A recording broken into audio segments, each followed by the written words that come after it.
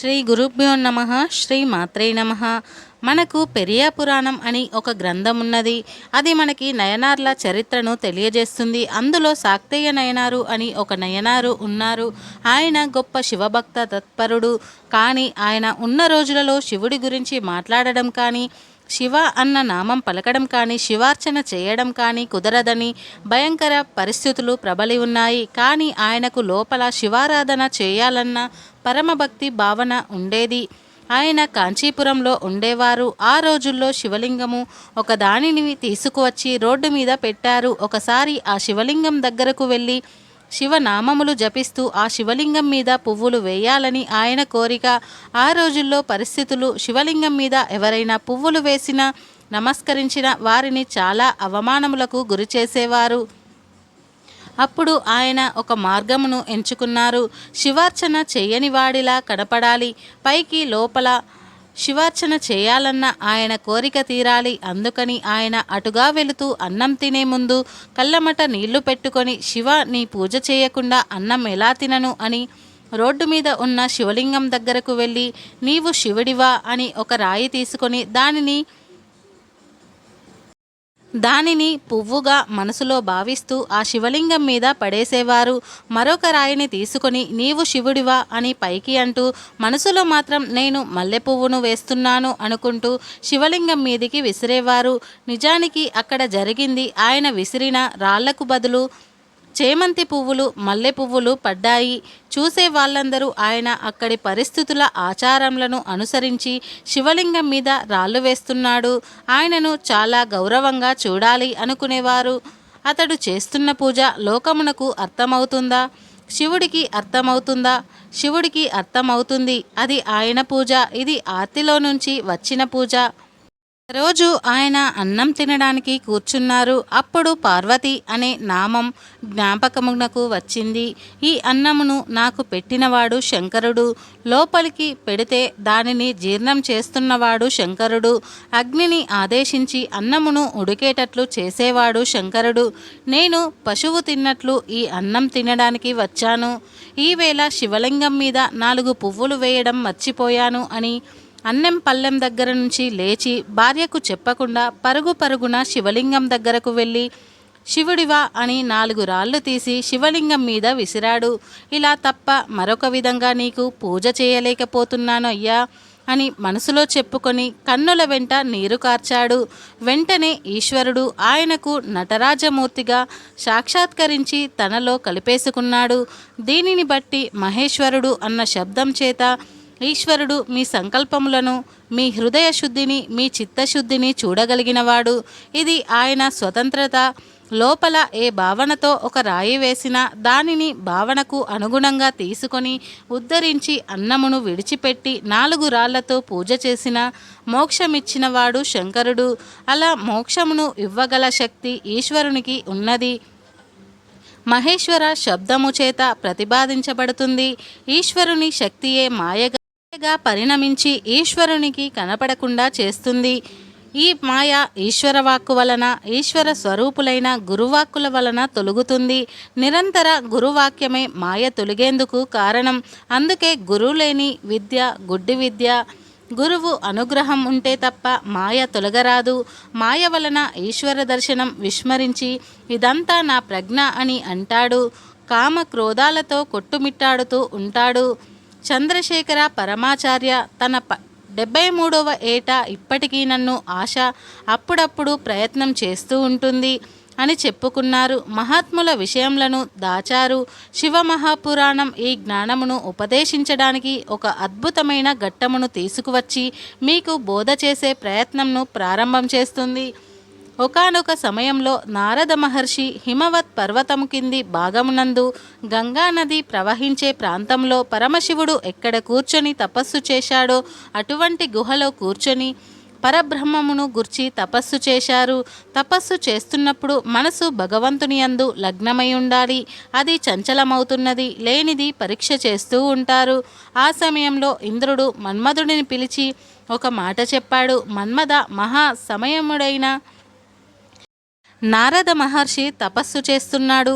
నీవు ఆయన వద్దకు వెళ్ళి వికారములను ఇంద్రియములను చూపించి ప్రలోభపెట్టి నారదుడు ఇంద్రియములకు వశములవుతాడేమో చూడవలసినది అని చెప్పాడు. మన్మధుడు వెళ్ళి ప్రయత్నం చేశాడు. నారదుడు లొంగలేదు. నారదుని తపస్సు సఫలీకృతం అయ్యింది. ఆయన ఎవరి గురించి తపస్సు చేశాడో ఆయనని సకారంగా చూడడానికి కైలాస పర్వతానికి వెళ్ళి ఈశ్వర హిమవత్ పర్వత ప్రాంతంలో ఉండే గుహలో కూర్చొని నేను తపస్సు చేశాను.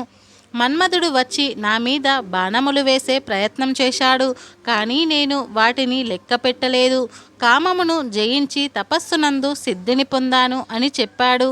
అంటే ఈశ్వరుడు చేసిన పనిని తాను చేశానని గొప్పగా చెప్పుకోవడం ఎంతగా మాయ కమ్మేసిందో చూడండి. నా మాటలు విన్న శంకరుడు నవ్వి, నారద, నీవు కామమునే జయించినావా? కామమును జయించడం అంటే మాటలు కాదు. నా దగ్గర చెప్పినట్లు వైకుంఠంలో చెప్పకు అని చెప్పాడు. కానీ నారదుడు శంకరుని మాటలను పట్టించుకోలేదు. గురువుల మాటను తిరస్కరించడం అంటే ఇదే. అది అనుష్ఠానంలోకి రాని విద్య. ఆ విద్యా శ్రవణమునకు మాత్రమే పనికొస్తుంది. అనుష్ఠానంలో పెట్టని వేదాంత విద్య వలన ప్రయోజనం లేదు. నారదుడు వైకుంఠమునకు వెళ్తూ మధ్యలో బ్రహ్మ దగ్గరకు వెళ్ళాడు. తండ్రితో కూడా తన తపస్సు గురించి కామమును గెలిచినట్లు సిద్ధిని పొందినట్లు చెప్పాడు. అప్పుడు బ్రహ్మ తన కుమారుడితో అలా అనకూడదు అని చెప్పి, నీవు తపస్సు చేసిన చోట ఇంతకు పూర్వం పరమశివుడు తపస్సు చేసి అక్కడకు మన్మధుడు వస్తే 3వ కంటి మంట చేత కాల్చివేశాడు. ఆ ప్రాంతంలో మన్మథ బాణములు పనిచేయకపోవడానికి కారణం ఇంతకు పూర్వం అక్కడ శంకరుడు తపస్సు చేయడం. నీవు గెలిచానని చెప్పడంలో అర్థం లేదు. అది శివప్రజ్ఞ, నీ ప్రజ్ఞ కాదు. నారదుడు తన తండ్రి మాటలను కూడా లెక్కలోకి తీసుకోలేదు. వైకుంఠమునకు వెళ్ళాడు. నారాయణుడు ఎదురు వచ్చి స్వాగతించాడు. అప్పుడు నారదుడు, స్వామి, నేను తపస్సు చేశాను. మన్మధుడు నా మీద బాణములు వేసినప్పటికీ నేను చలించలేదు, సిద్ధి పొందాను అని చెప్పాడు. అప్పుడు నారాయణుడు, ఎంత గొప్ప పని చేశావయ్యా, శివుని తర్వాత మరల నీవే చేశావు అని మెచ్చుకున్నాడు. నారదునికి పట్టం పెట్టి లోపల జ్ఞానము బాగా నిలబడేటట్లు చేయవలసిన అవసరం ఏర్పడింది అని నారదుని పంపించి వేశాడు. ఇప్పుడు మాయ ప్రారంభమైంది. నారదుడు బయలుదేరి ఒక రాజ్యంలోకి వెళ్తాడు. ఆ రాజ్యమును శీలానుది అనే రాజు పరిపాలిస్తున్నాడు. ఆయనకు ఒక కుమార్తె, పేరు శ్రీమతి. నారదుడు శీలానిధి అంతఃపురంలోకి వెళ్ళాడు. రాజుగారు నారదునికి స్వాగతం చెప్పి పాదములు కడిగి కూర్చోబెట్టారు.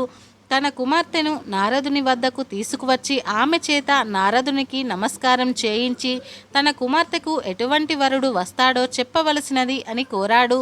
నారదుడు త్రికాలవేది అయిన లక్ష్మీదేవికి భర్త ఎవడు సర్వవ్యాపకుడు, ఎవడు నిరంతరం లోకం చేత పూజించబడుతూ ఉంటాడో, ఎవడు మహానుభావుడు, అటువంటి శ్రీ మహావిష్ణువుకు ఈమె ఇల్లాలు అవుతుంది అన్నాడు. అక్కడి వరకు బాగానే చెప్పాడు. కానీ ఆమెను చూడగానే ఆమె తన ఇల్లాలు అయితే ఎంత బాగుండు అని లోపల అనుకున్నాడు. ఈ అమ్మాయికి పెళ్ళి ఎలా చేద్దామని అనుకుంటున్నావు అని రాజుని అడిగాడు. స్వయంవరం పెట్టాము, స్వయంవరంలో ఈమె వరమాల వేస్తుంది అని చెప్పాడు. అనగా విష్ణువు సకారుడై ఈ సభలోకి వస్తాడు అని నారదుడు గ్రహించాడు. వెంటనే వైకుంఠమునకు వెళ్ళి విష్ణుమూర్తిని సమీపించి, అయ్యా, నా మనసు ఆ శ్రీమతిని పెళ్లి చేసుకోవాలని నువ్వెల్లూరి పోతున్నావు. ఆమె నాకు దక్కకపోతే మన్మథ బాణముల చేత చచ్చిపోతాను అన్నాడు. ఇంతకు మునుపు మన్మథు బాణములను జయించానని చెప్పిన నారదుడు ఈ మాటలు చెబుతున్నాడు. ఇది మాయా అంటే, నేను బతకాలంటే నాకు నీ రూపం కావాలి. అప్పుడు ఆమె నా మెడలో మాల వేస్తుంది. అందుకని దయచేసి నీ రూపమును నాకు ఇయ్యవలసినది అని అడిగాడు. శ్రీ మహావిష్ణువుడు మహానుభావుడు అయిన హరి శరీరమును ఇచ్చాడు, శిరస్సును ఇచ్చాడు. హరి అనే పదమునకు 2 అర్థములు. పాపములను హరించే శ్రీ మహావిష్ణువు కోతి హరి శరీరమును కింద వరకు ఇచ్చాడు, కోతి తలను పైన ఇచ్చాడు. వెంటనే నారదుడు ఆలస్యం చేయకుండా స్వయంవరం మండపమునకు వెళ్ళి అక్కడ గల ఒక ఆసనం మీద కూర్చున్నాడు. అతనికి అటూ ఇటూ రుద్ర ప్రాసాదులు కూర్చొని ఉన్నారు. ఇతని అలంకరణ చూస్తే మహావిష్ణువులా అలంకరించుకున్నాడు. పైన మాత్రం కోతి ముఖం, ఇతని మెడలో ఎలా మాల వేస్తుంది అని అనుకుంటారు. పక్క వాళ్ళు అసూయతో అలా అనుకుంటున్నారని అనుకున్నాడు నారదుడు. శ్రీమతి దండ పట్టుకొని దగ్గరికి వచ్చింది. ఆమె నారదుని వంక ఒకసారి చూసి ముఖము చూచి ఈ కోతి శిరస్సు ఏమిటి, మీ రూపం ఏమిటి అనుకొని వెళ్ళిపోయింది. ఈలోగా శ్రీ మహావిష్ణువు రాజకుమారుడిల వేషంలో వచ్చాడు. వరమాల తీసుకెళ్లి ఆయన మెడలో వేసింది. ఈవిడను తీసుకొని ఆయన వైకుంఠమునకు వెళ్ళిపోయాడు. అప్పుడు నారదునికి ఎక్కడా లేని బాధ కలిగింది. పక్కన ఉన్న రుద్రపాశాదుల్లో కోతి ముఖం వాడిని ఎవరు పెళ్లి చేసుకుంటారు అన్నాడు. నారదుడు వాళ్ళిద్దరిని మీరు రాక్షస యోనులయందు జన్మించెదరుగాక అని శపించాడు. మాయా ప్రభావం కామ క్రోధములయందు ఎలా తిప్పుతుందో చూడండి. రుద్రపార్షాదులు నారదుని తిరిగి క్షమించకుండా శివేచ్ఛగా భావించారు. వాళ్ళు మహాజ్ఞానులు.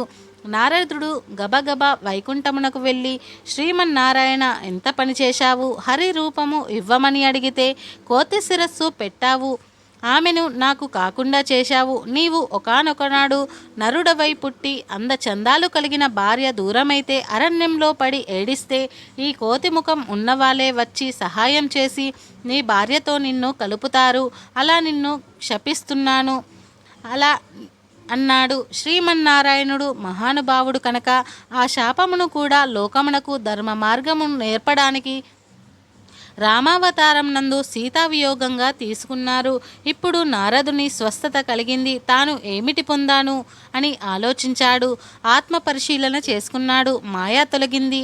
శ్రీమన్నారాయణని చూసి యుక్తాయుక్త విచక్షణ మరిచి నేను మాట్లాడిన మాటలకి నా నాలుకను ముక్కలు ముక్కలుగా కత్తిరించేయాలి. గరుత్మంతుడిని నీ ధ్వజమునకు చిహ్నంగా కలవాడా, ఇంకా ఎంత మాత్రము లేటు చేయకుండా నీ చక్రధారల చేత నా నాలుకను కత్తిరించు, అప్పుడు కానీ నేను చేసిన పాపం పోదు అని కన్నీటి దారులతో ఆయన పాదములను అభిషేకించి కాళ్ళ మీద పడ్డాడు. నారదుడు కాబట్టి మరలా అంత తొందరగా స్వస్తిని పొందగలిగాడు. మనం అయితే మాయలో పడి కొన్ని కోట్ల జన్మలు తిరుగుతూ ఉంటాము. పరిశీలించినట్లయితే రామాయణంలో ఒక రజకుడి మాట సీత వియోగమునకు కారణమైంది. అదే రజకుడు మరలా ద్వాపరయుగంలో రజకుడిగా వచ్చినప్పుడు కృష్ణ భగవానుడు 4 పంచెలు ఇవ్వమని అడిగాడు. అప్పుడు ఆ రజకుడు నీకు రాజుగారి బట్టలు కావలసి వచ్చాయా అని గేలి చేసి మాట్లాడాడు. యుగం మారిన వాని బుద్ధి మారలేదు. అప్పుడు కృష్ణుడు వారి శిరస్సు మీద ఒక గుద్దు గుద్ది 1000 ముక్కలు చేశాడు. మీరు ఏ మంచి పని చేసినా ఈశ్వర ప్రజ్ఞను ముడిపెట్టాలి. నేను అనే మాట అంటే మాత్రం ఇబ్బందిలోకి వెళ్ళిపోతారు. మొదట మనం మన వాక్కును దిద్దుకోవాలి. నారదుడు కాబట్టి అతి స్వల్పకాలంలో దిద్దుకున్నాడు. మనం ఎంతటి వాళ్ళము, ఇది మహేశ్వర శక్తి, ఆ మాయే అమ్మవారి స్వరూపము. మీరు గట్టిగా అమ్మవారి పాదములను ఆశ్రయిస్తే ఆవిడే మిమ్ములను దగ్గరికి తీసి మీకు ఈశ్వర భక్తిని ఇచ్చి మీ చేత ఈశ్వర సేవ చేయించి ఈశ్వరుడిలో కలుపుతుంది. ఇన్నాళ్ళు మిమ్మల్ని తిప్పిన కామ శాపములను అమ్మవారి పాదములను ఆశ్రయిస్తే భక్తి పాశములుగా మారిపోతాయి. ఆవిడ మాయాశక్తి స్వరూపిణి. మాయాపాశమును భక్తి పాశం చేస్తుంది. లోకమునందు పంచమాత్రలను ఈశ్వరుని వైపు తిప్పేసి ఈశ్వరునిలో కలిపేస్తుంది. అది మహేశ్వరుని చేరుకోవడానికి మార్గం. ఆ మార్గమునకు మొట్టమొదటి పొరపాటు వాక్కునందు కలుగుతూ ఉంటుంది. అందుకని మనం ఎప్పుడూ ఈశ్వర ప్రజ్ఞను, ఈశ్వర అనుగ్రహంను గుర్తు ఎరిగి ప్రవర్తిస్తూ ఉండాలి. ఓం నమః శివాయ.